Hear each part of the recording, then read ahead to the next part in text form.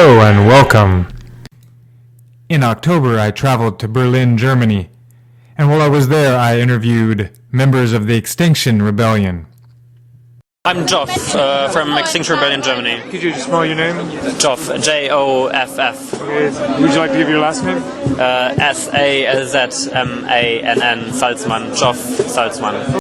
There's 36 U.S. military bases here. What's your thoughts as far as that role is in addressing climate change? I think the U.S.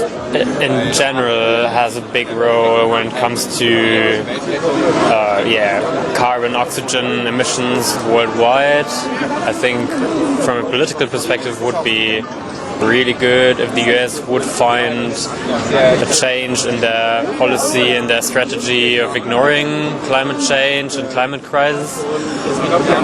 For military emissions it is the very same, but the US also is not the only country in the world who is very much behind when it comes to getting this problem solved. So I think it's very important when we look at the strategy of how can we get change that countries like the US, like Germany, like England, like France take the first step of going ahead of all the other countries worldwide and finding a solution, because if not these countries will get on a good direction in the next 2 years, we'll have a big problem, because we have 10 years in total of changing the world and these climate questions, and if we don't have very strong countries going ahead, there's basically no possibility.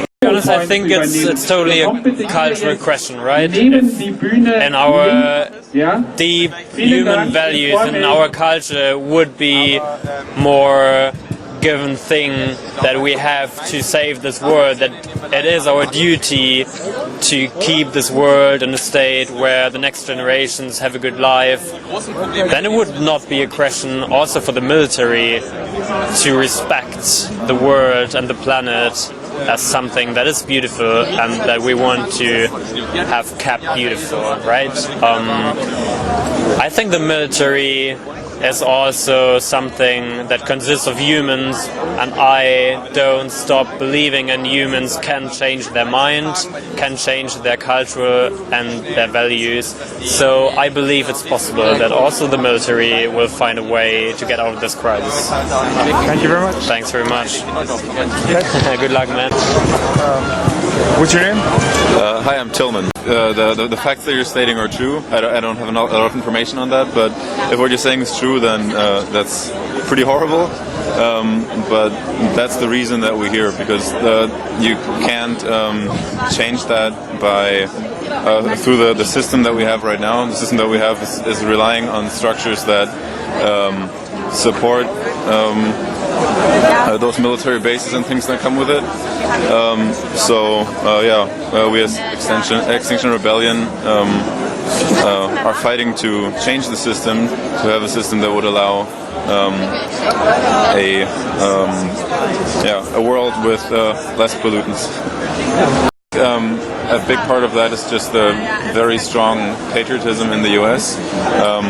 So it's almost unheard of to criticize the military, so I think that's why most activists are not, especially in the US I would guess, would start trying to tackle other topics just because you have a better chance at succeeding.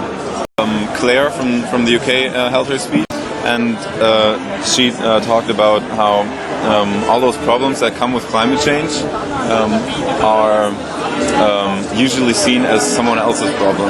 They're usually seen as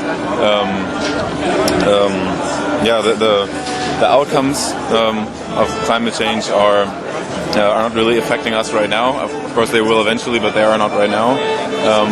And also the people or the institutions causing it is also not us, not each private person. So just talking about climate change becomes really easy, because you can just always point your finger at someone else. But as soon as you start attacking things that are holy to most Americans, which is the industry and the military, I can imagine that you get that people feel a lot more attacked. Because talking about the climate change is easy, but the climate change affecting things that affect your personal life is a lot harder. I lived in Florida for a year for a youth exchange, and I was really shocked when we had to say the Pledge of Allegiance every single lunch in high school. Just that's not how freedom works. It felt pretty controlled. Yeah. That's why Extinction Rebellion is like the perfect starting point for the changes that we need, because it calls for a general system change, and I think by now we can see that just like changing a few little settings in the system that we live in just isn't gonna do much. We just need like a whole new system, and yeah, that's what we're here. Cool, thanks. What's your name? Timo. Are you from Berlin? No, I'm from the southern part of Germany. Lots of historical background to this. I think it would be good if globally we would have less military. I think it's an interesting question. I mean, there's plenty of other polluters, so I don't know whether it makes sense to single out the military. Personally, I would like to see less military globally. I don't know how to get there. I know there's other things where there's pretty clear plans how to get there, like how to decarbonize public transport in general, or housing and so on. So there's very well established and very credible plans to do that. I don't think the same exists for military, so I'm not sure it's a very helpful at this point. I don't believe in people showering shorter, and anyways, I think what we need is legislation and not calls to action to individuals. We're beyond this point. This hasn't worked for the last 30 years or more, so maybe we should do a different approach now. And again, I think singling out the military is not helpful for this discussion. I think it's actually derailing.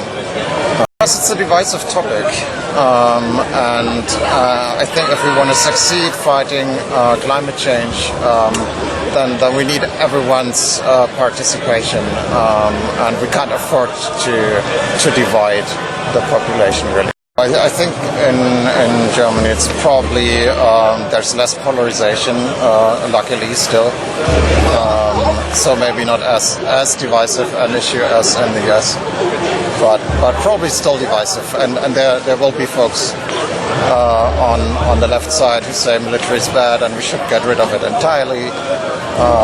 There's folks on the other side of the political spectrum that say we need the military for defense and so on. We don't want this division. We want. I think it's useful or important actually to get to talk about issues that we can agree on, and there's lots of impact to be had, the majority of impact to be had on issues that we can agree on. So I think we should leave out the things that we can't agree on, or where it's unlikely to agree on, at least initially.